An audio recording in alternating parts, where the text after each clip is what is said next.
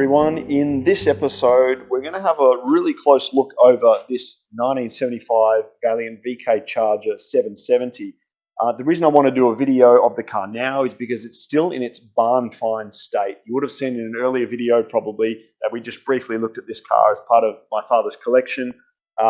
We've had the car for over 20 years. It has literally sat in the shed for over 20 years. It's covered in dust, hasn't been driven in 20 years. And so a lot of people like to have a look at barn find cars in their original barn find state. So I thought it'd be a good idea to do this video and we can go through the car as it is, all the features, all the dust, all the dirt in its present state. And the plan is, of course, to do then another video where we clean this car up, get it running, polish it up as best as possible before the car is sold. So I'll take you around the car now and we'll have a look at some of the current state of things and the features. Okay, let's get started and just look at this thing. It's so tempting to keep this car. I'd love to have it myself, but there's just too many projects and I need to simplify life a little bit. So 4.3 litre Charger. The driver's side or the right side of the car is fairly straight. There's very little damage. The panels are all good. Still got all of its trim pieces. This side of the screen, there's not a lot of rust down this side. Over the other side we'll have a look at, there is a little bit. This screen will need to come out. It has cracked, unfortunately. Over the roof, it's straight most of the way, but as you get to the back here, you can see there's a big ding. You can probably see it in the light there. That needs to come out. It hasn't been filled or anything, so that should be makes it a bit easier to fix and hasn't got any rust, which is good. Got a little 770 badge. Under the side of the car, just looking at the sills, you can probably see that there's only surface rust there on most of the sills. They're pretty good. And I think the reason this car is so good is because, according to a former owner who got in contact with us and wants to buy the car, this car was sold in the Western Plains and lived out in the Western Plains, Bathurst, Dubbo, for decades of its life, from the 70s through to the 90s. And then my father purchased it in the early thousands. So this car's always been in a fairly dry environment. Now, having a look in the trunk, there's very little rust. In fact, none, really. You can't see any rust in here. I might have to dig a bit deeper to have a look, and apologies for the light in there. But yeah, it's really good in here. LPG system, presumably whoever buys the car will take that out. And yeah, the back is pretty straight, a few rust spots, but nothing too major. Rear windscreen, bit of rust here in the corner. Over the top, it looks pretty good. A bit in the bottom left corner as well on the base, but the screens will have to come out anyway. I think if this car was coastal, it would have had a lot more problems than what it does. It does have a few spots of rust. There's another one coming through there. But mostly it's, for a Charger, quite solid. Like all the boot frame here is really good. So it's down the other side. I might come from the other angle because I've got the chassis in the way here. I'll go around the front of the car, but you'll be able to see there is some damage to the left side here, some dents and things, but there's going to be work to be done there anyway because you've got to get the LPG system out eventually. You'd have to do some work to that rear guard. So yeah, left side of the car, not quite as straight as the right. Front guard's not too bad. It's got a bit of damage here. Missing a trim piece. This plastic trim's held up okay.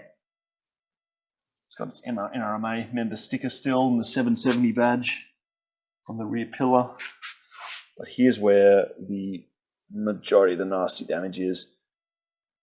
And it's not been filled or anything, it's not rusted. Whenever this damage happened, it was probably not that long before the car was taken off the road, so it hasn't had the opportunity to rust, which is a good sign. Now, one part that is a little bit bad is at the base of the screen here. So as I mentioned, whoever buys the car will have to take that screen out and the rear screen too and attend to those issues. But I can just get down and show underneath this side as well, so you can see it's got that. They're actually really, really good. It's surprising. I'm used to looking at Minis and there's always problems. But I guess when you have a car that's set out in the Western Plains for so long, you're not going to have the same problems as you do with a coastal car. So, yeah, amazing that it's been able to preserve itself in such an original good condition for so long. I do love this rear section of the Charger here, the way the line comes up and wraps around them. It's like a natural spoiler on it. It's a good shape. Unique compared to anything else. Like a Mustang Fastback and things, of course, have got their own design benefits, but there's something about the shape of the Charger. Very cool. And the way that it cuts back inside the screen here so that the screen is kind of recessed inside the body. Great looking cars. The more I look at this car, the more I want to keep it, but I just can't, unfortunately. So let's come around the front here. As I said, the front right panel and the front panel there is looking pretty good too. The bumper's actually immaculate. It's got a couple of cracks in the grille, unfortunately. It's got a cracked lens there, but yeah, the panel's looking pretty good. All right, time to have a look under the hood. Now, one thing I was really surprised about was just how well the firewall had held up. It's really good. It's messy and all this needs to be cleaned up. The LPG gear and crap there, but it's great in the firewall. See the tags there.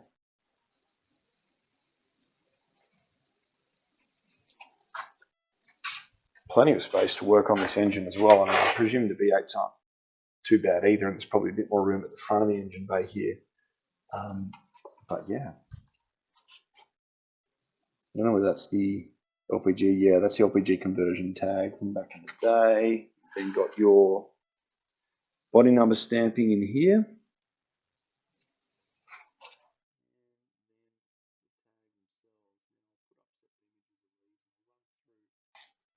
Too many hoses and pipes. The LPG system needs to go. It's just dusty.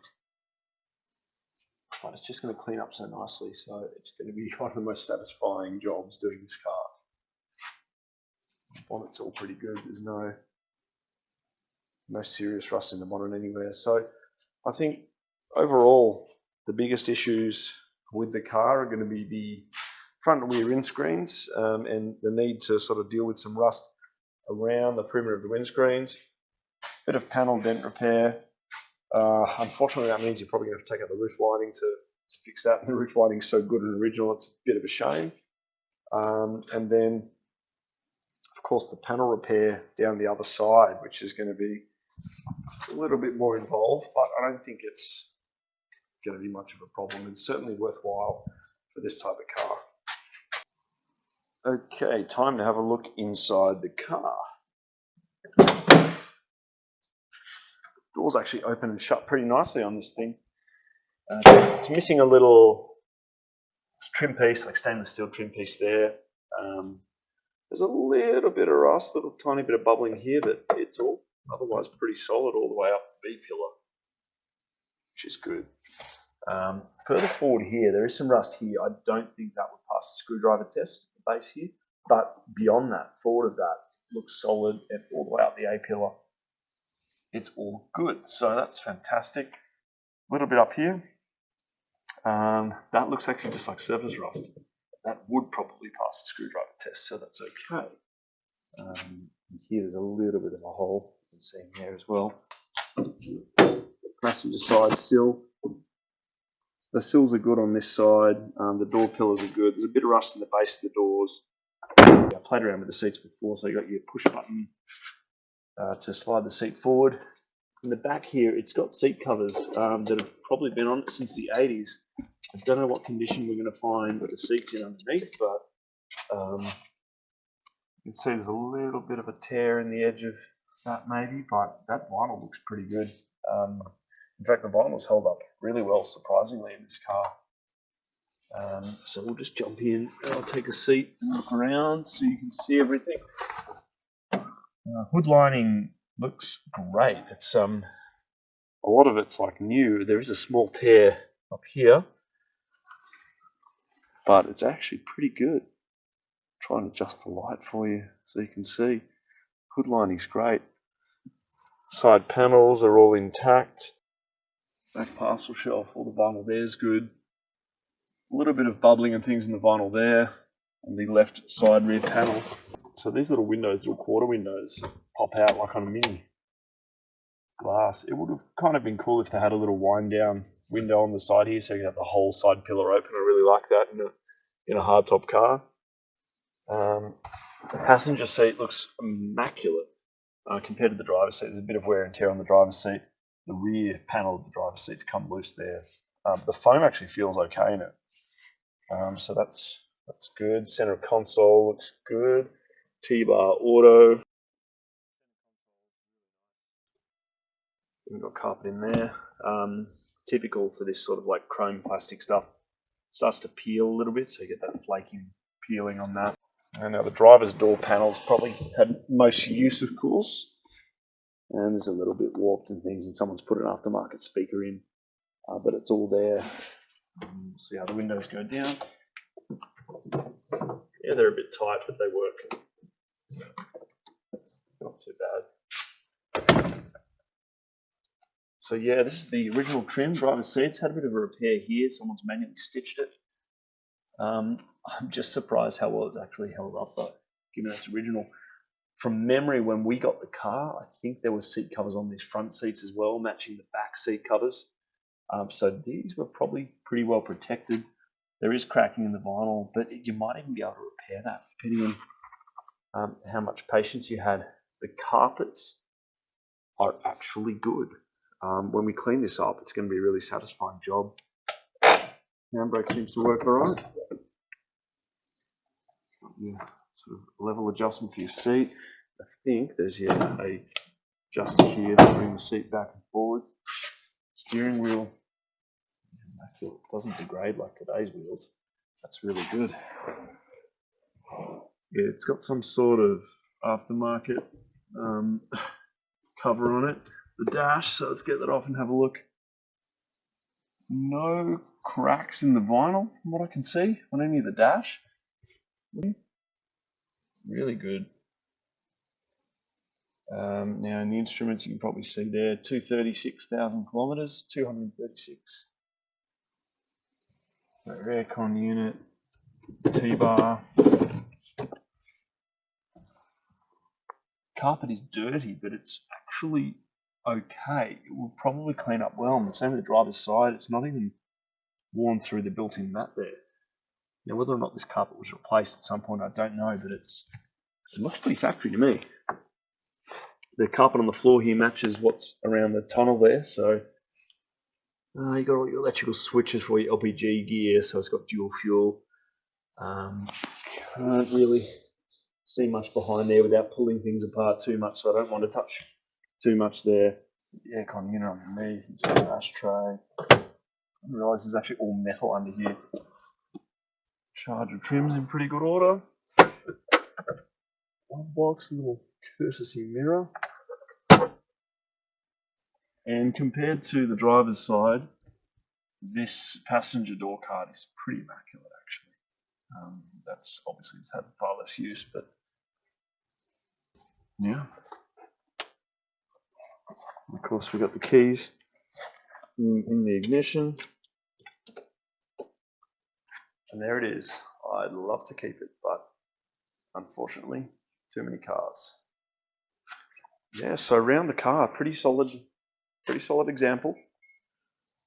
Definitely work to do, but there's actually not much that would stop you from getting this car on the road pretty quickly. If you could deal with the front and rear windscreen and a bit of rust repair around there that's needed. It's overall a fairly good example, and yeah, explains the good example when you know it came from the Western Plains of New South Wales, always living in a dry climate.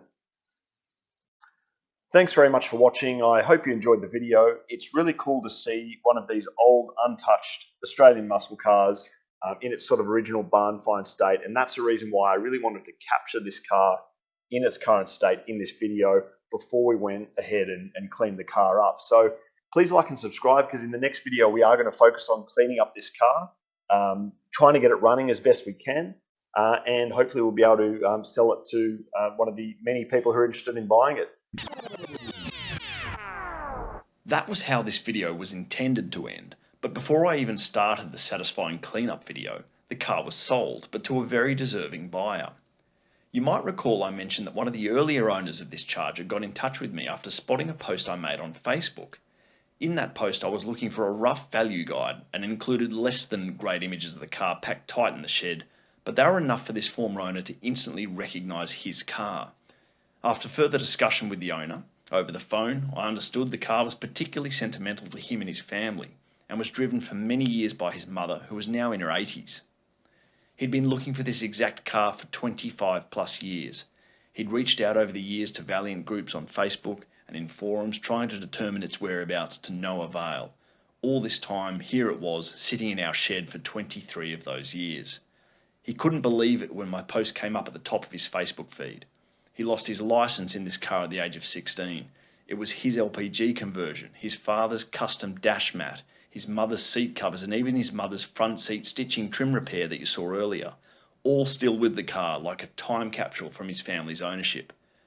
I must have had 30 messages from people wanting to buy this car, with a vast majority offering very reasonable amounts, but our preferred buyer was quite obvious, and I was glad to have him as one of the first to come and view the car. I thought he'd be coming over just to check it out, but I knew he was serious when he had a car trailer on the back of his Ranger, ready to collect the car and surprise his mother later that afternoon.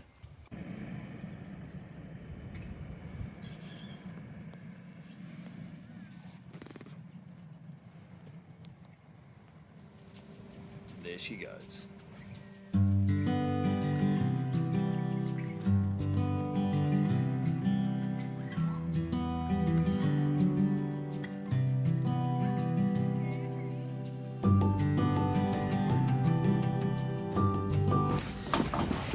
Where'd you get that?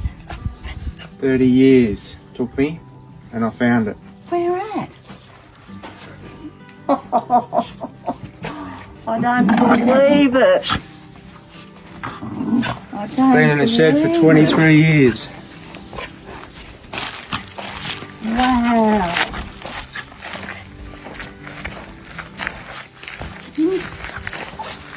I drove that to bloody Queensland. Been in the shed for 23 years. Oh, this stuff. Oh, you baby. Your memory's there, aren't you? Where did you find it? Down in Bunganoo, on the other side of Goulburn. Thought you was at work today. Wow. That brings back some memories, Beach. Yeah. I did some tripping in that. Took your father to Queensland in it, and my mother. Nice. She used to fly too. I got my licence in it and lost my licence in it. Can't do it again. Wow, still got the original seats. Yep. They can wear and fade, isn't it? Yep. I saved that up as bloody fishing wire. Wow. There you go.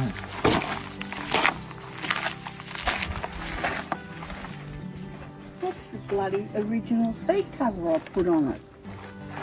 That's even the seat cover I put on it. Yeah, I know. Hasn't changed. I don't believe that you found it. I thought it was wrecked.